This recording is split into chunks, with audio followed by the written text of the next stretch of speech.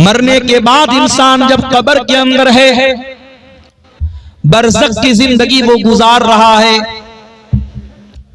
अपने अपने अमल के एतबार से, अपने अपने अकीदे के एतबार से कब्र के अंदर उसके साथ मामला हो रहा है। और यहां एक बात और नोट कर लीजिए, कितना ही बड़ा कोई आलिम दीन क्यों ना हो, कितना ही बड़ा नमाजी क्यों ना हो, कितना बड़ा मुत्तकी क्यों ना हो, कब्र सबको पकड़ करके दबोचेगी। जब इंसान मरने के बाद कब्र में जाएगा, एक मर्तबा कब्र सबको पकड़ेगी, एक मर्तबा कब्र सबके ऊपर टाइट होगी। ओ दुनिया में बड़े बड़े बिल्डिंगों में रहने वालों, कभी अपनी कार में बैठ करके तुम जंगल में चले जाओ और अपने कार की लाइट को तुम बंद कर दो, स्कॉर्पियो की लाइट को बंद कर दो। जंगल के बीचों बीच में रोड के ऊपर आपकी गाड़ी खड़ी है और हेडलाइट्स बंद है, अंदर अंधेरा छाया हुआ है। थोड़ी देर के लिए तसव्वुर करो मेरे प्यारे भाइयों, कार तो फिर भी चौड़ी होती है, कब्र तो उस कार से भी ज्यादा तंग होगी। और अल्लाह के नबी फरमाते हैं, इन्ना लिल कब्रि ज़ग़तन, कब्र तो सबको पकड़ेगी, सबको दबोचेगी, कब्र सबको दबोचेगी। अज़ाबे कब्र सबको नहीं होगा, मगर कब्र सबके ऊपर टाइट होगी, मेरे ऊपर भी होगी, आपके ऊपर भी होगी। अल्लाह के नबी के एक सहाबी थे, नाम था साद इब्ने मुआज रजी अल्लाह ताला अन्हु, बड़े नेक सहाबी थे, बहुत ऊंचा उनका मकाम था, मर्तबा था, इंतकाल हो गया उनका। भारी भरकम बदन था, जनाजा जब उठाया जाने लगा तो जनाजा बड़ा हल्का था। कुछ मुनाफिकों ने कहा, पता नहीं क्या बात है, साद इब्ने मुआज का जनाजा इतना हल्का क्यों है। अल्लाह के प्यारे नबी ने फरमाया, इन्ना लहू हमलतन गैरुकुम, ऐ मेरे सहाबा, साद इब्ने मुआज के जनाजे में फरिश्ते भी शामिल हैं, 70,000 फरिश्ते उनके जनाजे में शामिल थे। साद इब्ने मुआज वो सहाबी हैं, जब उनका इंतकाल हुआ अल्लाह के नबी फरमाते हैं, इhtज़ल अर्श लिमौती साद इब्ने मुआज, अल्लाह का अर्श भी साद इब्ने मुआज की वफात पर हिलने लगा था।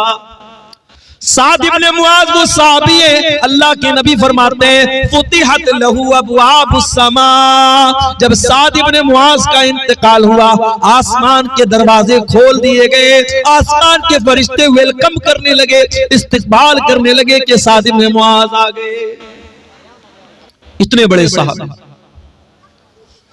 उनका जनाजा आया, उनकी मैयत को अल्लाह के नबी कब्र में उतार रहे हैं। जब जनाजे को, मैयत को कब्र में उतार दिया गया, अल्लाह के प्यारे नबी उसी कब्र के पास खड़े हैं। अचानक आपका चेहरा बदल गया, आपके चेहरे की रंगत बदल गई, आपके चेहरे पर खौफ आ गया, डर आ गया। आपने 3 मर्तबा फरमाया सुभान अल्लाह, सुभान अल्लाह, सुभान अल्लाह, और 3 मर्तबा आपने फरमाया अल्लाहु अकबर, अल्लाहु अकबर, अल्लाहु अकबर।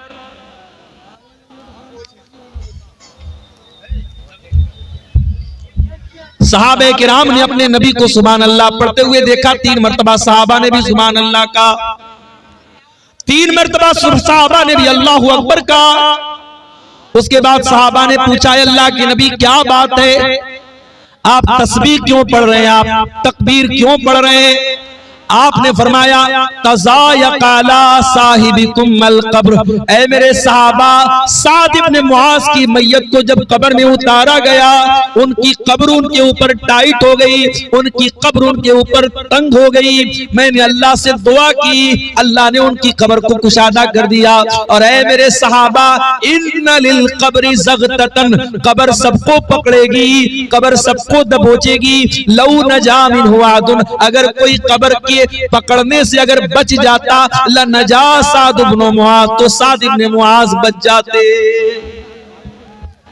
अगर कोई बच सकता था तो साद इब्ने मुआज बच जाता, मगर कोई नहीं बचेगा। कब्र तो मुझे भी दबोचेगी मेरे भाई, आपको भी दबोचेगी। ये अलग बात है, हम और आप तो इतने पत्थर दिल हो चुके हैं कि अब कब्रिस्तान में कब्र को देख करके भी हमें और आपको मौत याद नहीं आती। कब्रिस्तान में खड़े होकर के हंसी मजाक करने वालों, कब्रिस्तान में अपने मोबाइल पर अपनी महबूबाओं से बात करने वाले बदमाश नौजवानों, कब्रिस्तान की बेहुरमती करके उसके ऊपर जुआ खेलने वाले सख्त दिल लोगों, ये कब्रिस्तान वो जगह है जिसके बारे में शायर कहता है, जगह जी लगाने की दुनिया नहीं है, ये इबरत की जा है तमाशा नहीं है।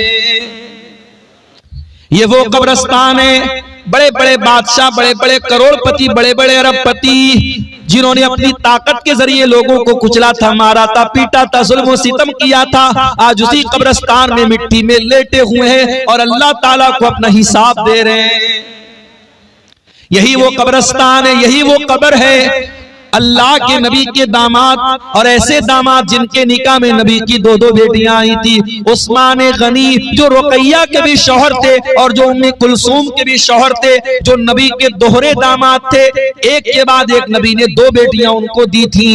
उस्मान इब्न अफ़्फ़ान रज़ी अल्लाह ताला अन्हु जब किसी कब्रिस्तान के पास से गुजरते थे, जब किसी कब्र के पास से गुजरते थे, ज़ारो कतार और रोने लगते थे। किसी ने पूछा, ऐ उस्मान क्या बात है, तज़कुरुल जन्नत वला तबकी व तज़कुरुन नार वला तबकी। ऐ उस्मान, जन्नत की बात आती है तो आप नहीं रोते हैं, जहन्नम की बात आती है तो आप नहीं रोते हैं, कब्रिस्तान को देख करके क्यों रोने लगते हैं? उस्मान गनी कहते हो, लोगों मैंने अल्लाह के प्यारे नबी को ये फरमाते हुए सुना था, इन्नल कब्रा अव्वलु मंजिलिन मिन मनाजिलिल आखिरा, ये कब्र आखिरत की पहली मंजिल है। उस कब्र में हम सबको जाना है मेरे साथ, और कब जाना है ये नहीं मालूम, जाना है।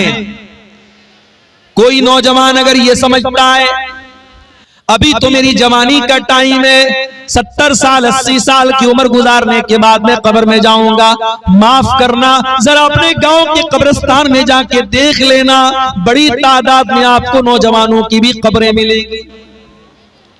एक हफ्ता पहले झारखंड के देवघर में मेरा प्रोग्राम था, तकरीर करके मैं बाइकार बनारस के लिए निकला। आधा घंटे के बाद जलसे के नाज़िम का मेरे पास फोन आया, मौलाना साहब यहां पर एक बहुत बड़ा हादसा हो गया। मैंने पूछा क्या हादसा हो गया? कहा आप तो तकरीर करके निकले, जलसा खत्म हो गया, रात का तकरीबन 12 बज चुका था, सारी पब्लिक निकल गई जलसे में से।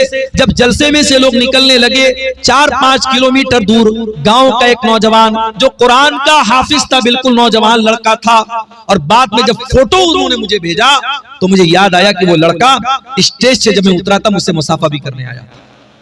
वो लड़का बाइक से निकला है जलसे से, प्रोग्राम से, बिल्कुल 20-22 साल का लड़का, 2 छोटे छोटे बच्चों का बाप था। जब वो जलसे से निकला है और बाइक लेकर के जब वो आगे मेन रोड पर पहुंचा है, उसका गांव मेन रोड से राइट साइड में था, उसने इंडिकेटर दिए बगैर, उसने सोचा रात का टाइम है और जल्दीबाजी में उसने बगैर इंडिकेटर के गाड़ी को घुमाया है। पीछे से पिकअप वाले ने ऐसी टक्कर मारी है, ऑन द स्पॉट वो लड़का इंतकाल कर जाता है।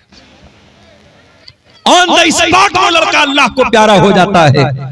मेरे प्यारे साथियों, उस नौजवान हाफिज कुरान ने जिसका नाम शफीउल्लाह था, उस 2 बच्चों के बाप ने क्या ये सोचा था जलसे से मैं नहीं आऊंगा, मेरी कटी फटी लाश आएगी? क्या उसकी बीवी ने ये सोचा था कि मेरा शौहर तकरीर सुनने के बाद जब घर में आएगा तो जिंदा नहीं आएगा, उसका जनाजा आएगा?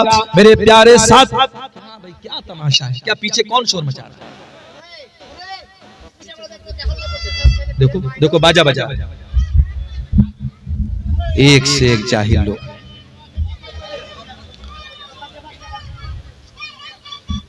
क्या उसकी बीवी ने यह सोचा था कि जब मेरा शौहर तकरीर सुनकर के आएगा, उसकी मैयत मेरे घर पे आएगी, उसकी कटी फटी लाश मेरे घर पे आएगी? ओ मेरे प्यारे भाइयों, क्यों अपनी मस्तियों में गाफिल पड़े हुए हो? मौत का हरकारा कभी भी तुम्हारे पास आ सकता है। मौत अपॉइंटमेंट लेकर के नहीं आएगी, मौत डेट नोट करवा करके नहीं आएगी, मौत आपसे पूछ करके नहीं आएगी। और याद रखो, जब मौत आएगी, हत्ता इज़ा जाअ अहदहुमुल मौत क़ाल रब्बिरजिऊन, मौत आएगी, इंसान कहेगा अल्लाह एक मौका और दे दे, एक चांस और दे दे, एक अवसर और दे दे, एक मर्तबा मुझे दुनिया में जाने का और मौका दे दे। लअल्ली आमलु सालिहा, ऐ अल्लाह बहुत गलत काम करता था, बड़े गुनाह के काम करता था, बड़े काले करतूत करता था, एक मौका अल्लाह मुझको और दे दे, मैं वादा करता हूँ अब मैं नेक अमल करूंगा, अब एक टाइम की नमाज नहीं छोड़ूंगा, ऐ अल्लाह सारे गुनाहों को तर्क कर दूंगा, सारी बदकारियों को छोड़ दूंगा, शराब को हाथ न लगाऊंगा, ज़िना के करीब न जाऊंगा। लअल्ली आमलु सालिहा, ऐ अल्लाह एक मौका और देते, मैं वादा करता हूं अब मैं नेक अमल करूंगा। अल्लाह फरमाता है कल्ला इन्नहा कलिमतुन हुवा काइलुहा, ऐ मेरे बंदे अब कोई और मौका मिलने वाला नहीं है, जो मौका मिला था तुझे मिल चुका, अब मरने के बाद दोबारा कोई दुनिया में वापस नहीं जाएगा।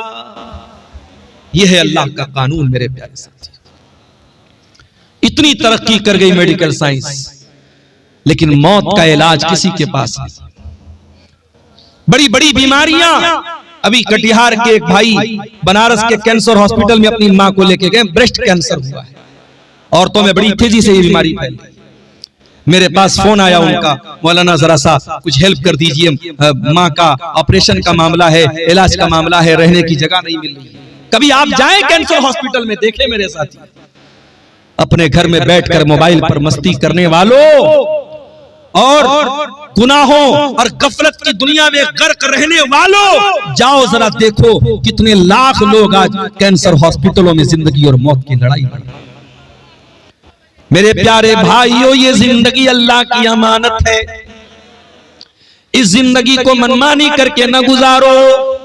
अल्लाह के प्यारे नबी अब्दुल्लाह इब्न उमर का कंधा पकड़ करके कहते हैं, कुन फी दुनिया कअन्नका गरीबुन औ आबिरु सबील, ऐ अब्दुल्ला दुनिया में ऐसी जिंदगी गुजारो जैसे परदेसी जिंदगी गुजारता है, जैसे मुसाफिर जिंदगी गुजारता है। ऐ अब्दुल्ला दुनिया में ऐसी जिंदगी गुजारो जैसे परदेसी और मुसाफिर की जिंदगी गुजारता है। अब्दुल्ला इब्न उमर कहा करते थे, इज़ा अस्बहता फला तंतज़िरिल मसा, जब सुबह हो जाए तो शाम का इंतजार मत किया करो, जब शाम हो जाए तो सुबह का इंतजार मत किया करो। सुबह हो जाए तो शाम का इंतजार मत करो मेरे साथ। रात में सो तो ये सोच करके सो कि अगर सुबह को मेरी मौत हो गई तो मैं अल्लाह को क्या मुंह दिखाऊंगा। इसीलिए अल्लाह कुरान में अपने बंदों को हुक्म दे रहा है, वसारिऊ इला मगफिरतिम मिर रब्बिकुम, ऐ अपने नौकरी के लिए भागने वालों, ऐ दुकान के लिए दौड़ने वालों, ऐ अपने काम धंधे के लिए दौड़ने वालों, वसारिऊ इला मगफिरतिम मिर रब्बिकुम, अपने रब की मगफिरत को पाने के लिए भी तो जल्दी करो, अपने रब की जन्नत को पाने के लिए भी तो जल्दी करो। व जन्नतिन अर्दुहा समावातु वल अर्ज़ु, उस जन्नत को पाने की तड़प अपने अंदर पैदा करो जिस जन्नत की चौड़ाई आसमानों और जमीन के बराबर है। उइद्दत लिल मुत्तकीन, और जो जन्नत अल्लाह ताला ने मुत्तकी लोगों के लिए तैयार करके रखी है। दुनिया को जन्नत मत बनाओ मेरे भाई, दुनिया जन्नत नहीं बन सकती। दुनिया में आप अच्छी से अच्छी जगह चले जाएं, किसी पिकनिक स्पॉट में चले जाएं, जो मन चले वो खाएं, जो मन चले वो पिए, मगर दुनिया एक वक्त ऐसा आएगा कि दुनिया में आप बोर हो जाएंगे, दुनिया में थक जाएंगे, कितना घूमेंगे, कितना खाएंगे, कितना पिएंगे। दुनिया की खूबसूरती पर नाश करने वालों, कितने दिनों तक खूबसूरती पर नाश करोगे। बॉलीवुड की हीरोइनें आती हैं, जब जवान होती है, जब प्रेस कॉन्फ्रेंस में आती है, मीडिया वाले हर एंगल से उनका फोटो लेते हैं। और एक वक्त ऐसा आता है, बॉलीवुड की वही हीरोइन जब बूढ़ी हो जाती है तो कुत्ता भी उसको पूछने वाला नहीं। ये खूबसूरती, ये जवानी, दुनिया की हर चीज फना हो जाएगी। जन्नती जन्नत में जाएंगे।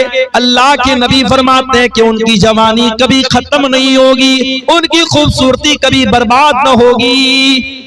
जन्नत में उनको न कोई थकावट होगी, न बोरियत होगी। जन्नत में एक मार्केट लगेगा जुमा के दिन, जब जन्नती उस मार्केट में से होकर के अपने घर आएंगे तो और ज्यादा खूबसूरत हो जाएंगे। जन्नत की तो बात ही निराली है मेरे प्यारे साथी। अल्लाह कह रहा है मेरे बंदो जन्नत की तैयारी करो, और जन्नत में जाना है तो देर न करो, वह सारे जल्दी करो। जैसे अपनी फ्लाइट के लिए जल्दी करते हो, अपनी ट्रेन के लिए जल्दी करते हो, जिस चीज को तुम इंपॉर्टेंट समझते हो उसके लिए जल्दी करते हो, जन्नत के लिए क्यों देर करते हो? हैया अला सलाह की आवाज आई, मैं उसकी बात नहीं करता जो घोड़ा बेच के सोता रहता है, उसकी तो मैं बात ही नहीं करता जो अस्सलातु खैरुम मिनन नौम की आवाज सुन करके भी बिस्तर पे पड़ा रहता है, रात रात भर तकरीरें सुनता है, सुबह को फजर में घोड़ा बेच के सोया रहता है, मैं उसकी बात नहीं करता। जो नमाज पढ़ता है उसका भी हाल क्या है? हैया अला सलाह की आवाज आई, सुबह 4:30 बजे फजर की अजान है मान लो, और 5 बजे जमात का टाइम है या 4:45 बजे जमात का टाइम है, मैं एक मिसाल दे रहा हूं, अजान हुई। अब जो बेचारा नमाज पढ़ने वाला है वो भी बेचारा धीरे धीरे बिस्तर से उठता है, अंगड़ाई लेता है, आराम से वजू करता है, बाथरूम जाता है, फिर वजू करता है, तब तक मस्जिद में आया, पता लगा इमाम साहब दूसरी रकात पढ़ा रहे हैं, और दूसरी रकात में जाकर के वो रकात को पाता है। मेरे प्यारे साथियों, क्यों नहीं हम नमाज के लिए जल्दी करते?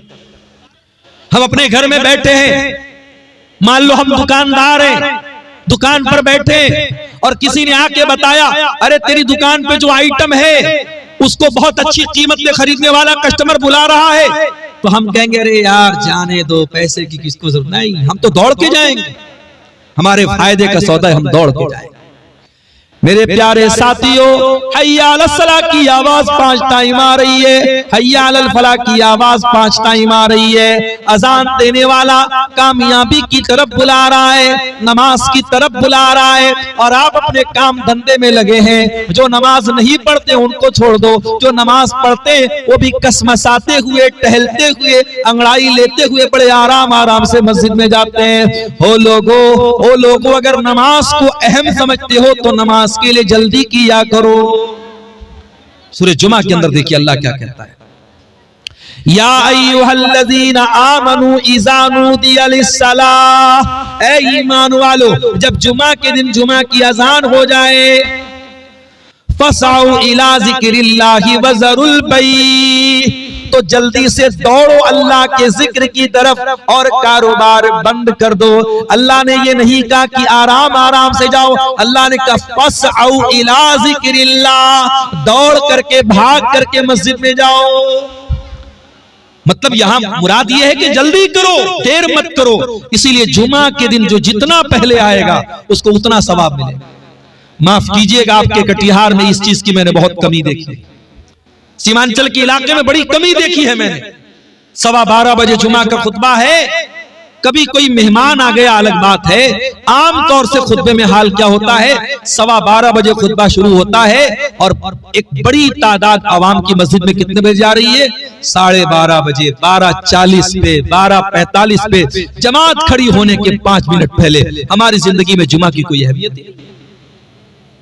मेरे प्यारे साथियों, कुरान कहता है जब जुमा के दिन अजान हो जाए तो अल्लाह के जिक्र की तरफ दौड़ करके भागो, व ज़रुल बई, और कारोबार छोड़ दो, लेन देन छोड़ दो। ज़ालिकुम खैरुल लकुम इन कुंतुम तालमून, यही तुम्हारे हक में बेहतर है अगर तुम समझो। फ़ैज़ा क़ुज़ियतिस सलातु फंतशिरू फिल अर्ज़ि वब्तगू मिन फ़ज़लिल्लाह, और जब जुमा की नमाज खत्म हो जाए तो फिर से अपने मार्केट में चले जाओ, अपने काम धंधे में लग जाओ और जमीन में फैल करके अल्लाह की रोजी तलाश करो। ये है इस्लाम। इस्लाम नमाज पढ़ने का भी हुक्म दे रहा है और नमाज खत्म हो गई तो कारोबार करने का भी हुक्म दे रहा है। इस्लाम घर में बैठ करके घंटा बजाने की तालीम नहीं देता है, माफ कीजिएगा, इस्लाम की तालीम नहीं है ये।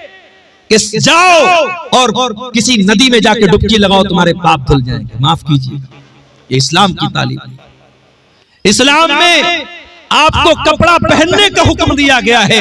नंगा रहना पागलपन की अलामत है। इस्लाम में नंगा रहने को इबादत करार नहीं दिया गया। कभी आपने गौर किया दुनिया के दूसरे मज़ाहिब में कोई नंगा है और नंगा रहने को वो अपने लिए इज्जत समझ रहा है। नंगा इंसान है, मर्द नंगा है, शर्मगा नजर आ रही है, औरतें आकर के हाथ जोड़ रही हैं, सजदा कर रही हैं उसके आगे।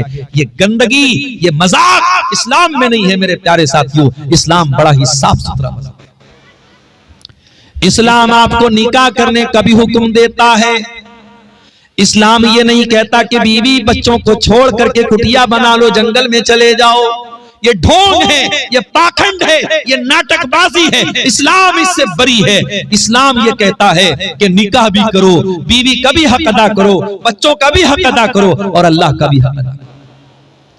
हमारे नबी ने 9 बीवियों को साथ में रखा। हमसे तो एक नहीं रखी जाती। एक बीवी वाले बेचारे परेशान हैं। आए दिन मेरे पास मसला आता रहता है, मौलवी साहब बीवी का फोन आ रहा है, शौहर ने ये बोल दिया, कभी शौहर का फोन आ रहा है, बीवी ने ये हरकत कर दी, आज मियां बीवी में नहीं पटरी खा रही। 9 बीवियों को नबी ने रखा, सबका हक अदा किया। मेरे प्यारे साथियों, इस्लाम वो दीन है, प्यारा दीन है, हम इस इस्लाम के मानने वाले।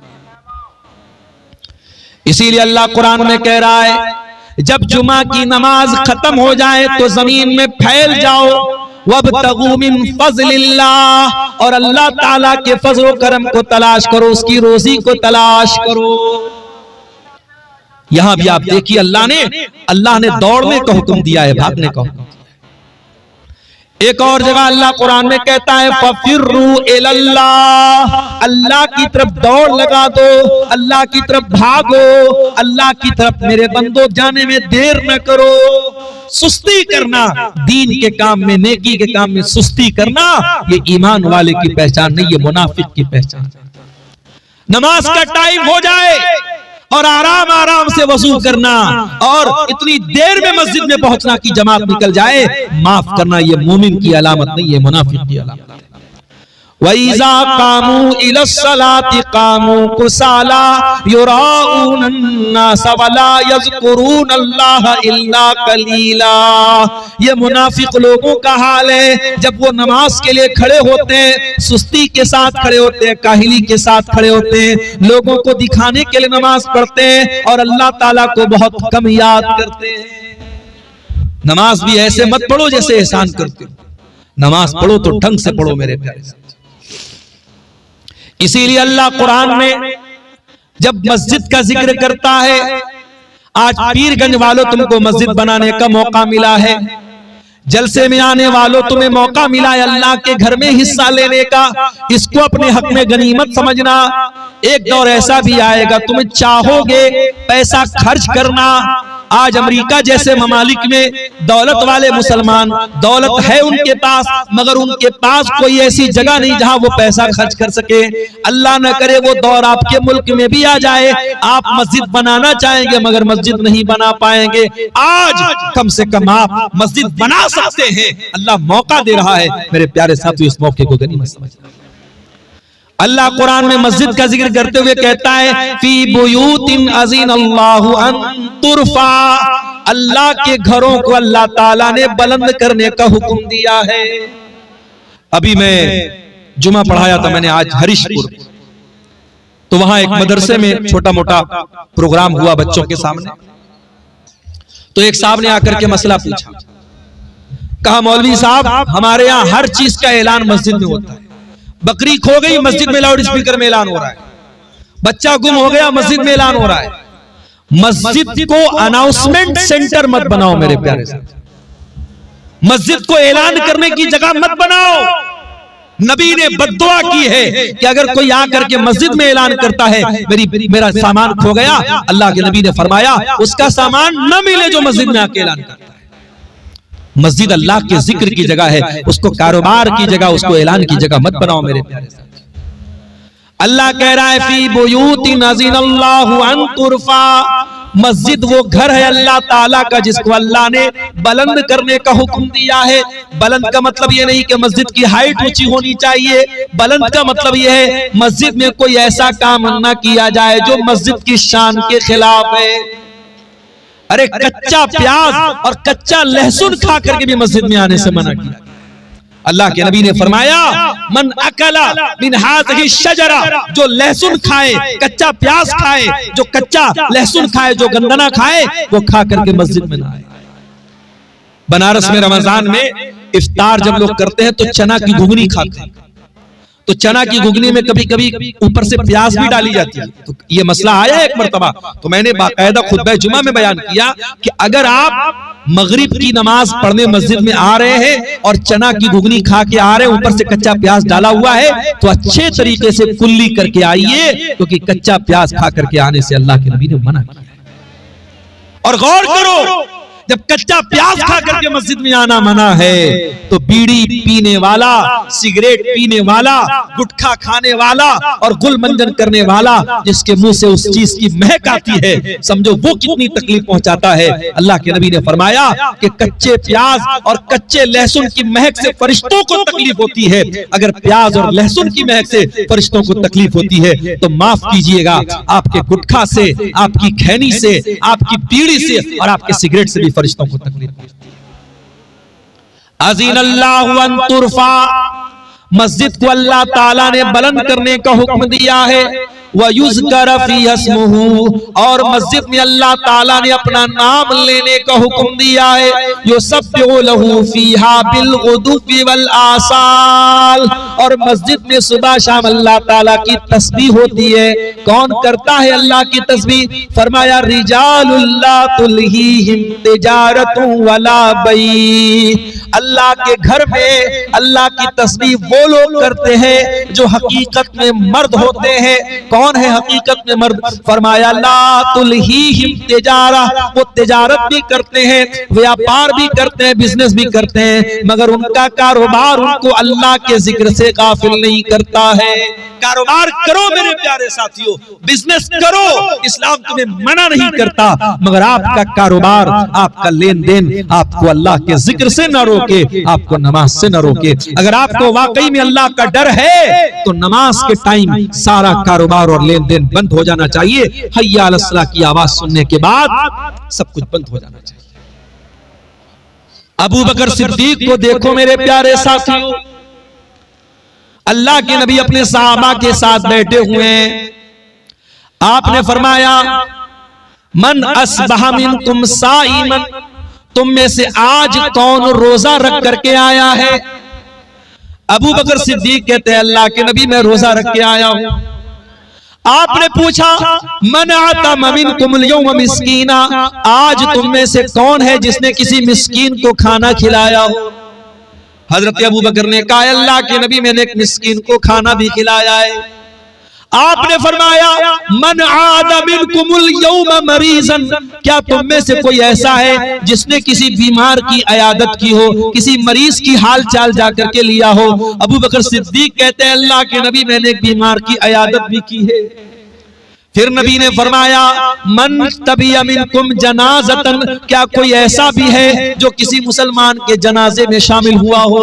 अबू बकर सिद्दीक ने कहा अय अल्लाह के नबी मैं एक मुसलमान के जनाजे में भी गया हूँ। नबी नेकियों का नाम लेते चले जा रहे और अबू बकर सिद्दीक का हाथ उठता चला जा रहा है। हर चीज पर वो कहते मैंने भी किया है। अल्लाह ऐ अबू बकर, ये तमाम नेकी का काम अगर किसी एक दिन में कोई इकट्ठा करता है तो ये सारी नेकियां उसको जरूर जन्नत में लेकर के जाएंगी। अबू बकर सिद्दीक से सीखो मेरे प्यारे साथियों, नेकी करने का मौका मिले तो देर न करो, नेकी में सबकत करो, नेकी में जल्दी करो मेरे प्यारे साथियों। हम और आप सर से पैर तक गुनाहों में लथपथ हैं। कितने गुनाह ऐसे करते हैं जो जहन्नम में हमको लेकर के जाने वाले हैं। हमको अगर ये बताया गया कि सदका खैरात करने से अगर जहन्नम से बच सकते हैं तो हमें सदका खैरात करने में देर नहीं करनी चाहिए। हमको अगर बताया गया कि तौबा करने से जहन्नम से बच सकते हो तो तौबा करने में हमको देर नहीं करना चाहिए। अगर हमको बताया गया इन्नल हसनात युज़हिबनस सय्यिआत, नेकी करो, नेकी करने से तुम्हारे पाप माफ हो जाएंगे, तुम्हारे गुनाह माफ हो जाएंगे, तो हमें नेकी करने में देर नहीं करनी चाहिए। मेरे प्यारे साथियों, अल्लाह कहता, अल्लाह के नबी फरमाते इत्तकुन्नार, जहन्नम से बचो, वलौ बिशिक्कि तमरा, अगर अल्लाह की राह में खजूर का एक टुकड़ा ही दे करके बच सकते हो। जहन्नम से अपने दामन को बचाओ। मेरे प्यारे से गज़वे तबूक का मौका याद कीजिए। अल्लाह के प्यारे नबी अपने सहाबा से चंदे की अपील कर रहे हैं। ये चंदा मांगने का सिलसिला कोई नया नहीं है, नबी सहाबा से चंदा मांगा है। दीन का काम हर दौर में चंदे से हुआ है, सबका खैरात से हुआ है। अल्लाह के प्यारे नबी ने सहाबा से अपील की कि हमें रोमियों से लड़ने जाना है, मदीना से 700 किलोमीटर का सफर तय करना है। ऐ मेरे सहाबा, आगे बढ़ो और इस कार्य खैर में हिस्सा लो, इस नेकी के काम में हिस्सा लो। जो हिस्सा लेगा मैं जन्नत की गारंटी देता हूं।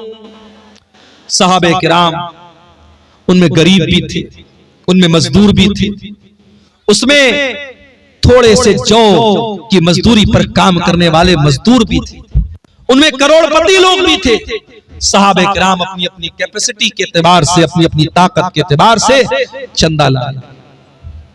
कुछ सहाबा ऐसे भी थे जो मजदूरी करते थे, जितना कुआं खोदते थे रोज पानी पी जाते थे। उनके दिल में भी ख्याल आया, नबी ने चंदे की अपील की, हमें भी कार्य खैर में हिस्सा लेना चाहिए। उन सहाबे किराम ने नाइट ड्यूटी में काम किया, नाइट शिफ्ट में काम किया, और जो एक्स्ट्रा मजदूरी मिली ला करके अल्लाह के नबी को ला करके दे दिया। हजरत उमर फारूक कहते हैं, मेरे दिल में हमेशा इस बात का मलाल रहता था, जब भी नेकी का मामला आता है अबू बकर आगे निकल जाते हैं, मैं पीछे रह जाता हूं। आज मैं आगे निकलूंगा, अबू बकर पीछे रह जाएंगे। उमर फारूक अपने घर आते हैं, अपने घर के सारे सामान को इकट्ठा करते हैं और आधा माल घर में छोड़ते हैं और आधे माल को पैक करके बोरे में भर करके अल्लाह के नबी के पास लाते हैं। नबी अकरम के सामने ला करके वो बोरा रखते हैं। नबी अकरम सवाल करते हैं, माँ अब कई तल अहलिक, ऐ उमर घर वालों के लिए क्या छोड़ के आए हो? हजरत उमर कहते हैं, अल्लाह के नबी घर वालों के लिए आधा छोड़ के आया हूं, आधा लेके आया हूं। घर वालों की आप टेंशन मत लीजिए, मैं आधा छोड़ के आया हूं। उमर फारूक मन ही मन बड़े खुश हो रहे हैं कि आज तो नेकी के मामले में मैं आगे निकल गया। थोड़ी देर के बाद अबू बकर सिद्दीक भी आते हैं, वो भी अपने घर का माल लेकर के आए, अपने घर का सामान लेके आए, रुपया पैसा लेकर के आए, कपड़ा लत्ता लेकर के आए, बोरा भर के लेके आए, बोरा ला के रख देते हैं। अल्लाह के नबी उनसे भी सवाल करते हैं, माँ अब कई तल अहलिक, ऐ अबू बकर घर वालों के लिए क्या छोड़ के आए हो? अबू बकर जवाब देते हैं, अब कई तो लहुमुल्लाह व रसूलहू, ऐ अल्लाह के नबी मैं अपने घर में झाड़ू लगा के आया हूँ, सब साफ करके आया हूँ, कुछ भी घर में नहीं छोड़ा है। ऐ अल्लाह के नबी आज अल्लाह के दीन को मेरे माल की जरूरत है, मैं अपने बच्चों के लिए माल बचा के क्या करूंगा, अपने घर वालों के लिए माल बचा के क्या करूंगा, आज अल्लाह के दीन को मेरे माल की जरूरत है। ऐ अल्लाह के नबी मैं अपना सब कुछ लेके आया हूँ और घर वालों को अल्लाह और उसके रसूल के नाम पे छोड़ के आया हूं।